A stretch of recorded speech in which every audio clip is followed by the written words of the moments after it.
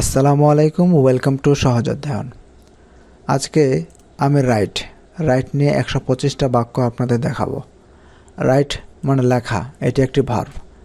আমরা জানি ভার্বের 3টি ফর্ম থাকে, present form, past form, past participle form. Present form হলো রাইট, পাস্ট ফর্ম হলো রোট এবং পাস্ট পার্টিসিপল ফর্ম হলো রিটেন। তাহলে আমরা বাক্যগুলো দেখি।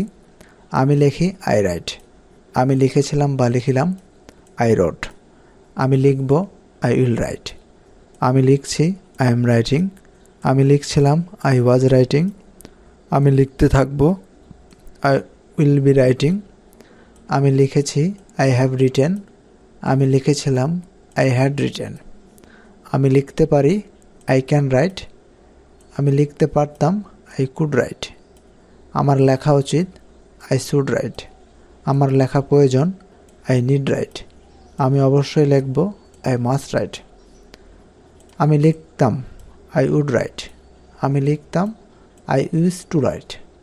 যে কোনো একটা দিতে পারবেন।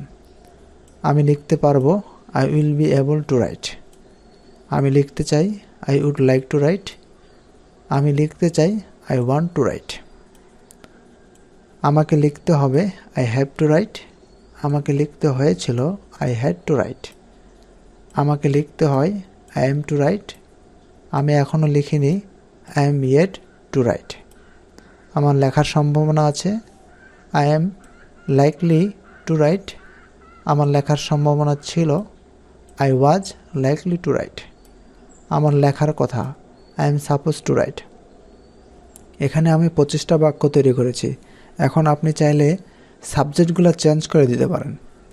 যেমন আপনি সাবজেক্ট ইউ বসাইতে পারেন, উই বসাতে পারেন, হি বসাতে পারেন এবং দে বসাতে পারেন। এই আয়ের পরিবর্তে এই 4টা সাবজেক্ট আপনি ব্যবহার করতে পারেন। দেন আপনার অটোমেটিকভাবে 125টা সেন্টেন্স তৈরি হয়ে গেল। তো এই ছিল ভিডিওটি। এরকম করে আপনি আরও সেন্টেন্স মেক করতে পারবেন। তো ভিডিওটি যদি ভালো লাগে অবশ্যই একটি লাইক করবেন। Thanks for watching.